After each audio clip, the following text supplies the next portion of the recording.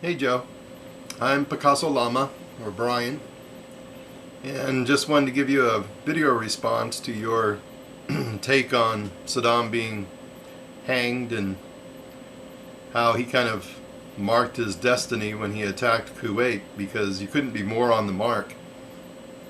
Because we know, and if people don't know or just have this feeling that, oh, this can't be about oil, there's, human atrocities happening. Saddam was a bad guy.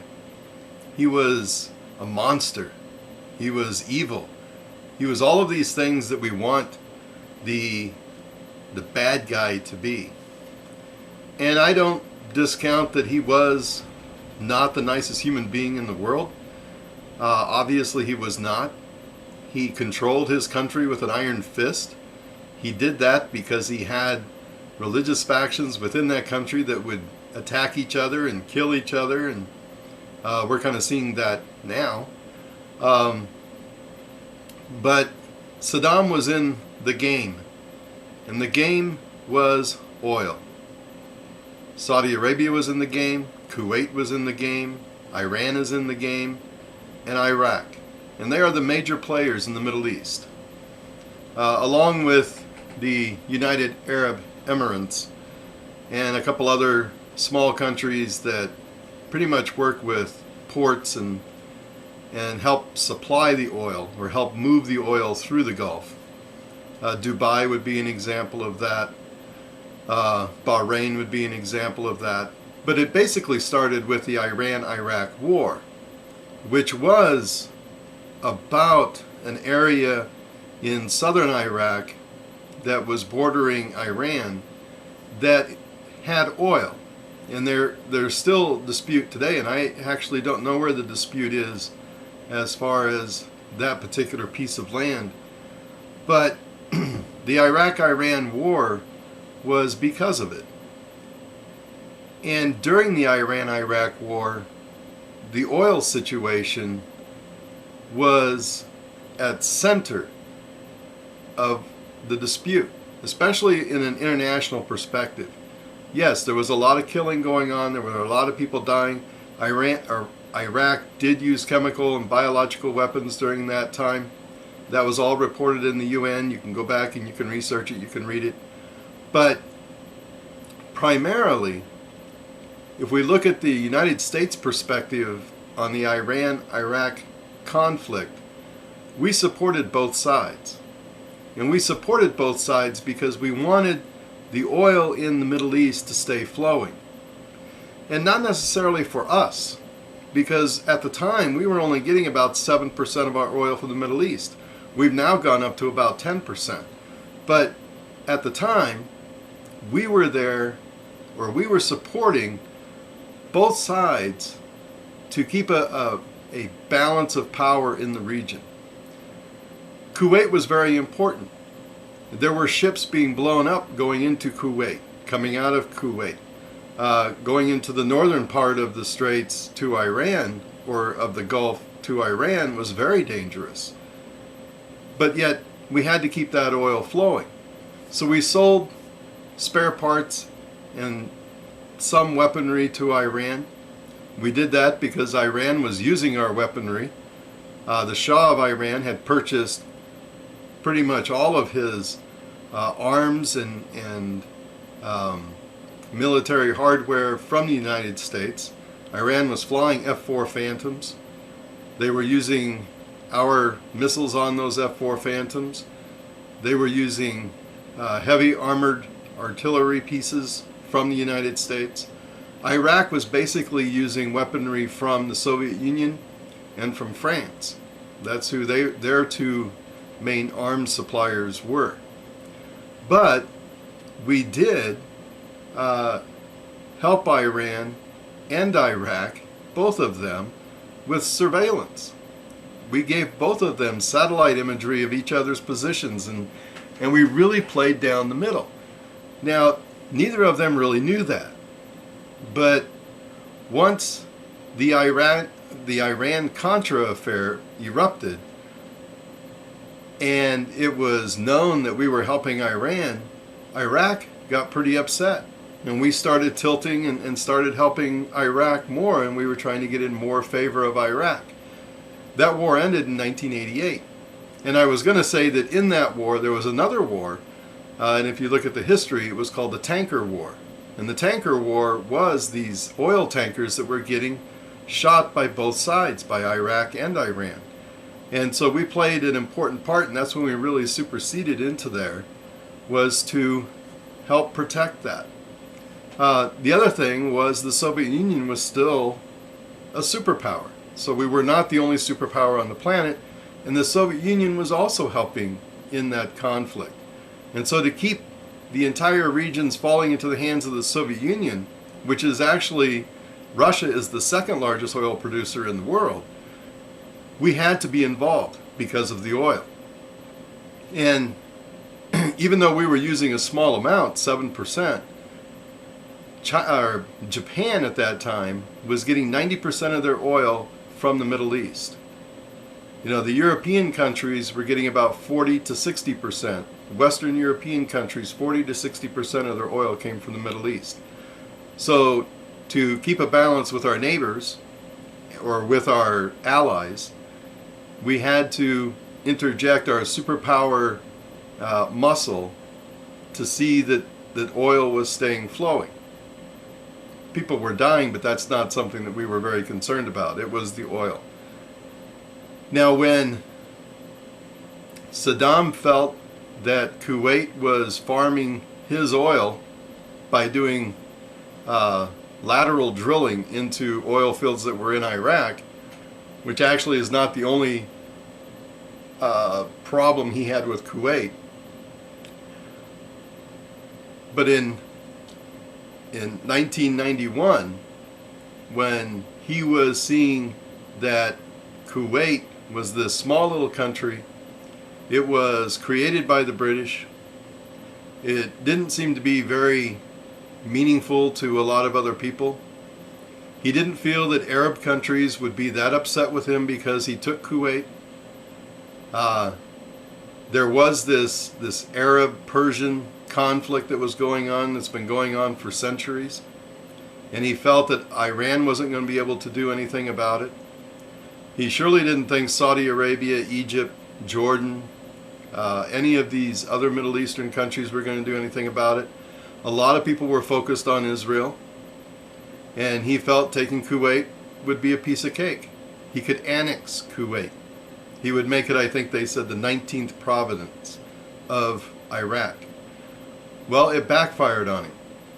That's not what happened. Because people started seeing, well, if Saddam takes Kuwait, he might take Saudi Arabia. If he takes Saudi Arabia, he's got a monopoly, or at least a very good chunk of the oil market in the Middle East. And they were not going to let that happen. So it was not necessarily protecting Kuwait that we went to the first Gulf War. It was to protect Saudi Arabia. And if you look at the history of it, you can see that that's where the defenses were set up, was at the Kuwaiti-Saudi Arabia border. And also, if Saddam went through Saudi Arabia, he could easily go down to the United Arab Emirates, and he could just take that entire region, and that would not be good news. So, and then through this time period up until this last invasion of Iraq, Iraq was not a very big player in the oil market. They had the oil for food program, which did not work very well, but he was contained. But still, he did not want to play by the rules. And the rules are that you cannot nationalize your oil.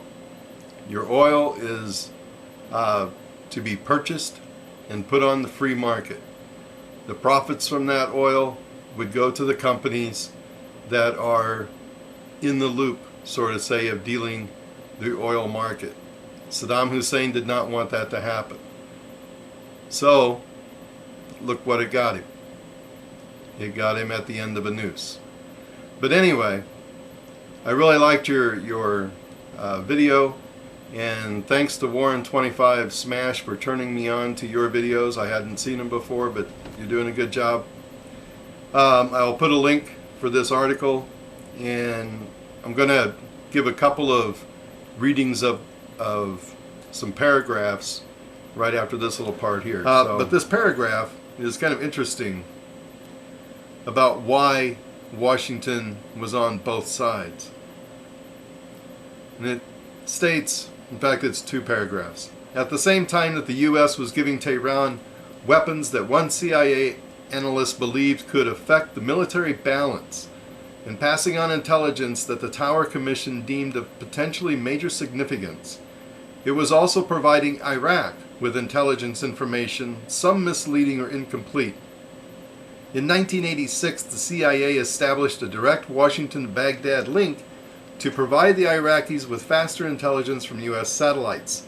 Simultaneously, Casey was urging Iraqi officials to carry out more attacks on Iran, especially on economic targets.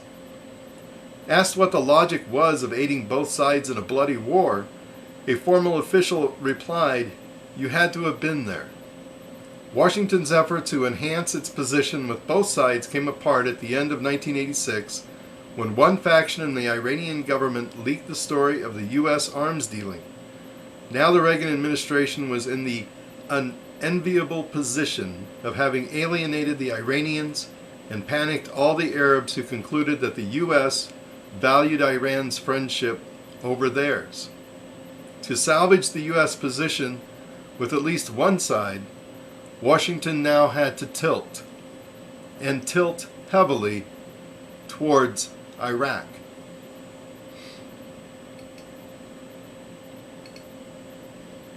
Here's another little gem I found in this article, and I urge everybody to read this. This is setting up about Kuwait being involved in the Gulf, in the war between Iran and Iraq, because they were still attempting to do business, but yet there was this inside war called the Tanker War, and Kuwait was caught in the middle of that. But this statement is just profound. The U.S. view was that only one superpower was allowed to have facilities in the region, and that was the United States. Thus, when in December of 1980, the Soviet Union proposed the neutralization of the Gulf with no alliances, no bases, no intervention in the region, and no obstacles to free trade and the sea lanes, Washington showed no interest.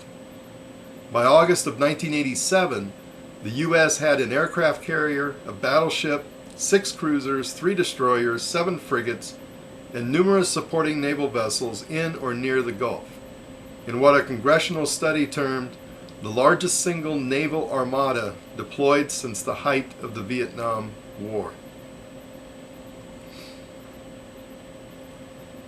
The Reagan administration claimed that the reflagging was merely intended to protect the flow of oil.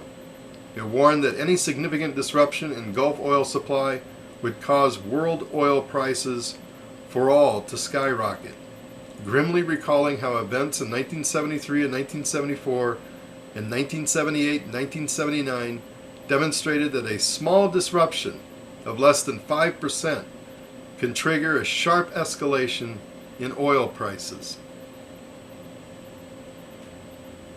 In fact, however, oil, and oil prices for that matter, were never threatened. There has been a worldwide oil glut since the early 1980s, with much underused production capacity in non-Gulf nations. Despite the horrendous human cost of the Iran-Iraq war, oil prices had actually fallen by 50% during the course of the conflict. By the end of 1987, 2/3 of all the oil produced in the Gulf was carried by pipeline. The congressional study noted that even in the unlikely event of an actual shutdown of the Gulf, the impact on oil supplies and prices would be minimal. In no sense then could the Strait of Hormuz be viewed as the jugular of the Western economies.